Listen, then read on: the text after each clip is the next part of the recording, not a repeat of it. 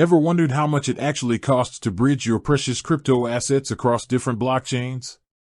It sounds futuristic, right?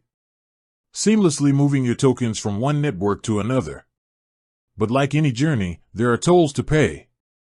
Today, we're diving deep into the fascinating world of Bifrost and tackling the burning question: how much are those Bifrost fees? Now, before we get into specific numbers, let's take a step back. Why would you even want to use a platform like Bifrost?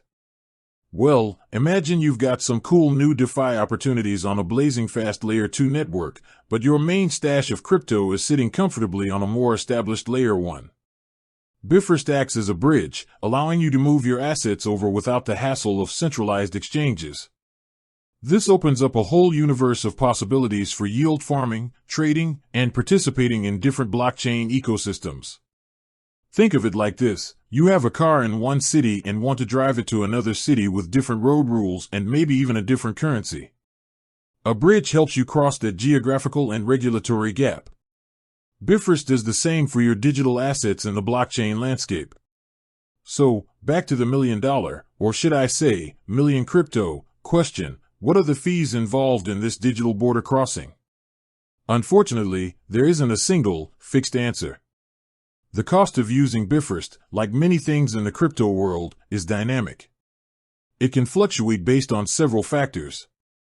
One of the primary drivers of Bifrost fees is the underlying network congestion on the blockchains involved in your transfer. If the Ethereum network, for example, is experiencing high traffic, maybe a popular NFT drop is happening, the gas fees associated with initiating and confirming your bridge transaction can skyrocket. Similarly, the target chain you're bridging to might also have its own network conditions affecting the final cost. Another factor at play is the specific asset you're bridging. Different tokens might have different smart contract complexities associated with their transfer, which can influence the gas costs. Additionally, Bifrost itself might levy a small service fee on top of the network fees to maintain its infrastructure and operations. This service fee is typically a small percentage of the transaction value, but it's something to be aware of. Furthermore, the direction of your bridge matters. Bridging from a high-fee network like Ethereum to a lower-fee network might have a different overall cost structure compared to bridging in the opposite direction.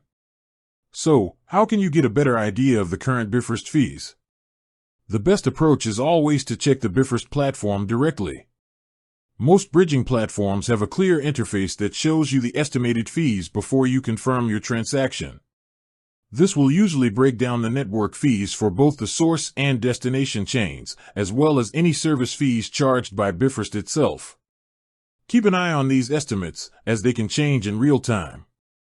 It's also a good practice to compare fees across different bridging solutions if you have that option. While Bifrost offers a specific set of supported chains and assets, other bridges might have different fee structures that could be more favorable depending on your specific needs. While there's no simple answer to how much Bifrost fees are, understanding the underlying factors like network congestion, the specific assets being bridged, and the direction of the transfer will help you make more informed decisions.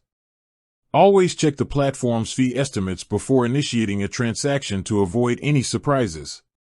With that said, thanks for watching, and until next time.